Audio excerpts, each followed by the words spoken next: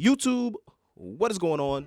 It is your boy Cam from YouTube Media, and we are back with another Gotcha on the Gotcha. We are back on Wuthering Waves for part 2 of their first year anniversary patch with the release of Baby Girl Ciaccona. So as I said when I did my video for Zani, we will be doing pulls for both her and her signature weapon. But before we get into all that, a couple things to note.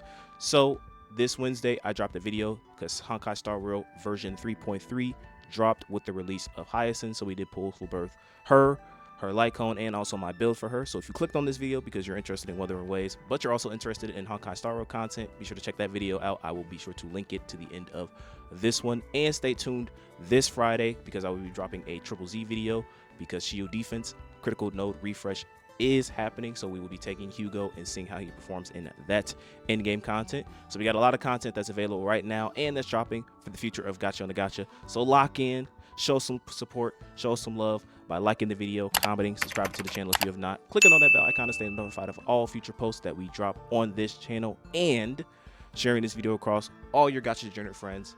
Help us get to 1K sub, guys. We are so close to 800 subs, and I thank you, and I highly appreciate that. With all that being said, guys, let's get on with the video. All right, so let's go ahead and go here. I wanted to cover this real quick. There's a couple things I want to cover, so let's go ahead and go down to where... yeah, we got all that stuff. Nice. Where is it? So, yeah, except this. Okay, here it is.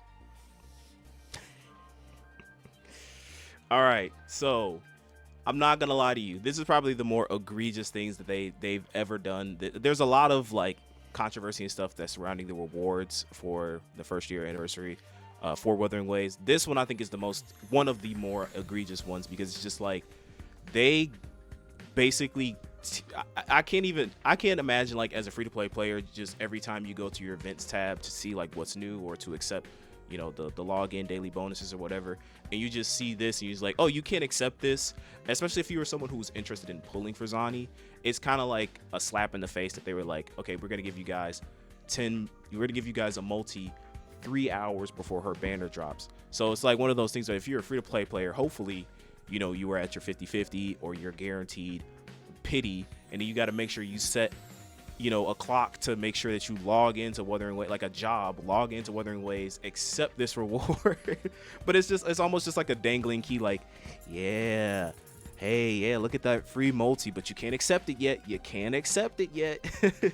So yeah, I do think it was kind of a slap in the face to do this. I really feel like it should have just been something they gave to you at the beginning of the celebration. I don't know why they were like, well, you know, we're going to give it to you 3 hours before Zani goes away and before the release of Ciaccona. I just don't think it was a good idea. But I mean, it's a free multi, so even from a free-to-play perspective, maybe if you weren't interested in Zani, you were only interested in Ciaccona, or you're, you know, more interested for, you know, Cartathea that's dropping next patch, which I will get into a little bit later. Then, you know, it is what it is, right? But yeah, and then the other thing that I want to cover real quick before we get into the summons, because I mean I'm not going to be building Ciaccona this video because I have nothing pre-farmed for her, so this is just going to be pulls for both her and her signature weapon, so it'll be a little bit on the short side if we win our 50-50, which I know we will. I'm hoping we will. But like I mentioned in my Zani video, I've essentially been taking since 2.0 came out, I played a little bit of like half of the story for 2.0, and I basically took a long hiatus from Wuthering Wave content until Zani came out. But I did log in to pull for the characters because I like to have every character in their signature weapon. That's just how I play these games. So in between Zani's release and this video, I have been catching up on the story update content and also leveling up these characters, getting my account build up. So starting with Ruchia. So again, and I also want to preface this because I know the build police is going to come out in full force like, oh my god, these character builds are atrocious. I can't believe you play this game. Give me your account because your builds suck. I just basically wanted to get them to a decent enough point where I could just competently run them for some content and some farming things that I'm trying to do for other characters. So again, here we have Ruchia. This is the echo set that I have for her, and also have her signature weapon. We go to Controla, who I literally built yesterday. So at the time of this recording, I'm recording this like Wednesday afternoon, or Thursday afternoon, I should say. I just built her Wednesday, so this is the build that I have for her so far, what we're using. And then I also was able to build up Phoebe as well. So this is the Echo set that I have for her, and then just her overall stats. So the goal is my priorities right now is to level up Zani. So I have her Echo set ready. I haven't leveled it up yet, but this is what I'm using for her. And I have her signature weapon, obviously. And then also, after I'm done with that, I'm going to be probably focusing on Ciaccona and Arrow Rover, because I definitely want to build, because very fun character to use. Sorry, Brent. He is on my low priority just because there's just so many other characters that I really want to build. And also I want to start preparing for Cardathea. But I just wanted to just real quick go over all that stuff. So now we can go right into the summons. All right, so appreciate you all for tuning into my yap session. I do have chapters in all of my videos, so if you don't want to listen to anything, you can just skip right ahead to the juicy stuff. So we have baby girl Ciaccona and her signature weapon, another gun person. So I really like how Carlotta plays. I haven't done her Ascendant Ace yet, probably do it after this video, but let's get right into these summons. So like I mentioned before, I did do a lot of like catching up.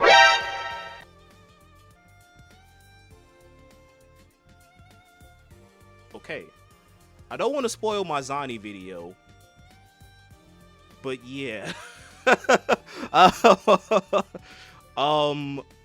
Okay. I guess they're trying to make Wuthering Waves is trying to be like, hey, look, man, you gotta keep going to like pity for Star Rail, bro. You just, you know what I'm saying? Just boot us up and we got you. Well, I can't speak too soon, you know. Yes. Well, I guess I. Okay, I just want people to because a lot of people are gonna go like, oh, you probably went to hard pity. You went to hard pity. This is not your 50-50. This is my 50-50. After I pull Zani, didn't do a single multi on any banner whatsoever at all. So this is 50-50. I just want people to know that. I don't know what's been happening with my luck on Wuthering Waves lately. It has been insane.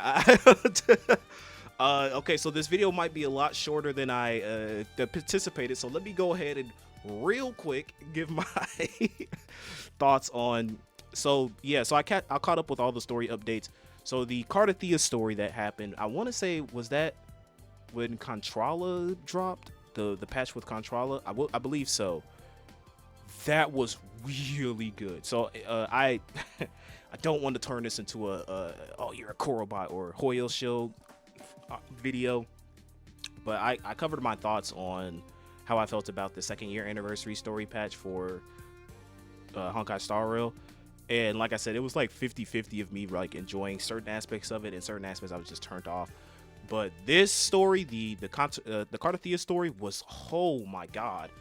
And it's one thing that I've always noticed when it comes to the it's hard to put it. I'm gonna try to word it as best as I can, but the presentation of how they do their cutscenes, right? So the games that I play on this channel obviously are, you know, Triple Z, Star Rail, Wuthering Waves, and also Nikke. Nikke's kind of in its own branch though. But I really do like how Wuthering Waves presents a lot of his story. Like, it's very, again, and this is just someone I play all these games. So when I say this, I'm not trying to like rag or just be unnecessarily negative towards any Hoyoverse games. But like with Star Rail, it's very what is going on? What is going on? Wow. Okay, we're done, but I still want to give. I'll still give my thoughts. So this is just gonna be, for the rest of the video, it's gonna be the yap session, so I can just get all my thoughts out. But I really do like the way that Wuthering Waves like presents a lot of its, like, it's not static, right? You have characters that are moving, that, like, you know, they do zoom ins to their facial animations. They're like it's very animated. Like they put a lot of details into the presentation of like how they present the story cuts. Quality of the story is another thing, right? I'm not talking about like, oh, the story is like way better. What I'm saying is how they present that story through cuts, instead of just having characters just stand like this and talk, or have the Trailblazer just do this like hand on heart every now and then. Like, you have characters that are very expressive and like showing emotions. It kind of draws you into what they're talking about, instead of being like, all right, skip, if that makes any sense, right?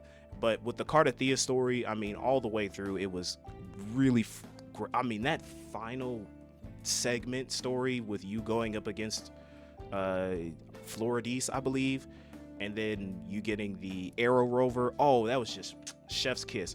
So good. And it also makes me very excited because I definitely will be covering the Cardathia, so I will definitely be doing pulls for her, no doubt about that. So I mean, let's I guess we can let's just go ahead and go to her and just equip her signature weapon. And you're not Ciaccona.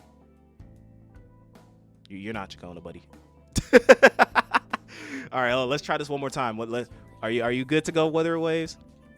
All right, there we go. All right, so let's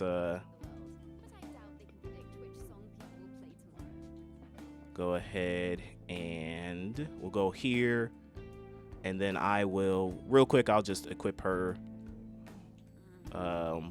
showcase thing. All right, okay, so I did not expect to get this lucky. Like I said before, I don't know what to tell you, man. Wuthering Waves has been showing me a lot of love lately. I guess it's been noting that I'm trying to catch up on this account, so they're like, hey, come on, man, come back to us. But yeah, so just a couple things before we ended, just to kind of finalize my yap session on like me catching up with the story. So again, I really do enjoy the way that Wuthering Waves kind of does its story presentation. Like, if I were to like have a tier list, right, in terms of like if I were to say like the full motion video, like, you know, those like really like the end of when you did the Cardathia boss, you had that really cool segment. Like, Wuthering Waves has really been also stepping up their game with that stuff, because it used to be okay, but this one was really good. But it's still not on the level of Triple Z. Like, Triple Z is pretty much like Z tier when it comes to those kind of things, because it's just so expressive, it's so action packed. Like, it's just like your eyes are just glued on the screen. Not to say that it's not the same with Wuthering Waves, but it's just a little another level with Triple Z. And then I would say, like, as far as like overall story, I'm still much more invested and interested in Star Rail's story compared to like to Triple Z and Wuthering Waves. However, like I said, I think Wuthering Waves truly does excel in the presentation of like the, you know, cutscenes between characters. So if that makes sense. Again, I don't want to people, oh, you're a Kurobot, you're a Hoyo Shield. I'm trying to give every game its flowers, because I mean, I wouldn't be covering any of these games if I absolutely hated them. But yeah, like I said, my plans now are I'm going to be focused on building up Zani, and then also next focusing on Ciaccona, and then we're going to be preparing for Cardathia. So the next Wuthering Waves video you should see, I do want to do a gameplay video in the future, but again, like I said, I need to build my account up. There's a lot of catching up I need to do, but if I don't do a gameplay video, it's guaranteed that the very next video will be summons for Cardathia. So definitely be on the lookout for that. Also, I got a playlist of a bunch of other Gacha on the Gacha videos for you guys to check out. So be sure to show some love and some support by checking all those videos out. And also, while I still have you here, if you stuck around for the whole video, be sure to like, comment, and subscribe as well, and share the video as well. Again, we are so close to 800 subs. I just couldn't. If you told me this 2 years ago that we would be close to 800 subs, I wouldn't believe you. And again, our goal is 1,000 subs for this year. So I highly appreciate you guys showing some love and support. Even if you just click on this video and watch the first 2 minutes of the video, I still appreciate it. And with all that being said, guys, God bless. See you next time.